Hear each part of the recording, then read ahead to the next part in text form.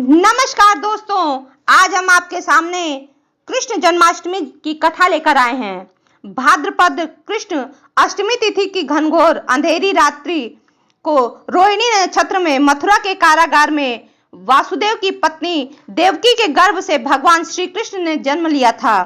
यह तिथि उसी शुभ घड़ी की याद दिलाती है और सारे देश में बड़ी धूमधाम से मनाई जाती है।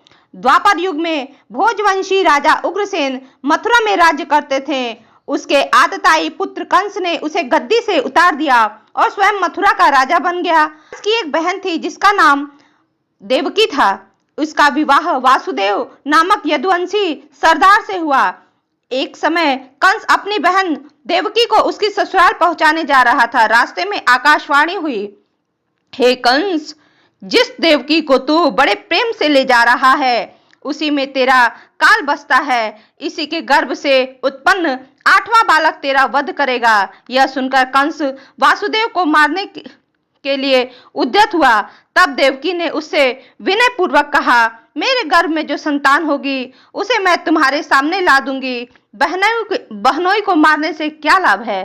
कंस ने देवकी की बात मान ली और मथुरा वापस चला गया। उसने देवकी और वासुदेव को कारागृह में डाल दिया। वासुदेव देवकी के एक एक करके 7 पुत्र हुए और 7 को जन्म लेते ही कंस ने मार डाला। अब 8वां बच्चा होने वाला था। कंस ने उस पर कड़े पहरे बैठा दिए। उसी समय नंद की पत्नी यशोदा को भी बच्चा होने वाला था।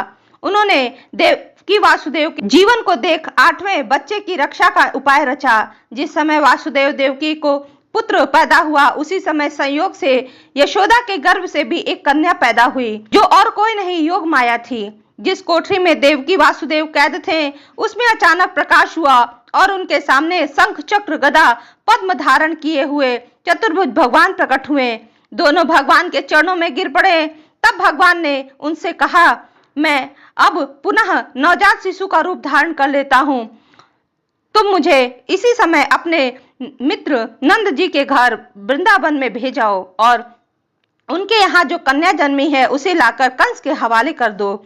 इस समय वातावरण अनुकूल नहीं है, फिर भी तुम मेरी चिंता न करो। जागते हुए पहरेदार सो जाएंगे, कारागार के फाटक अपने आप खुल जाएंगे और उफनती अथाह यमुना तुमको पार जाने के लिए मार्ग दे देगी। उसी समय वासुदेव नवजात शिशु श्री कृष्ण को सूप में रखकर कारागार से निकल पड़े और अथाह यमुना को पार कर नंद जी के घर पहुंचे और वहां उन्होंने नवजात शिशु को यशोदा के साथ सुला दिया और कन्या को लेकर मथुरा आ गए। कारागार के फाटक पूर्ववत बंद हो गए।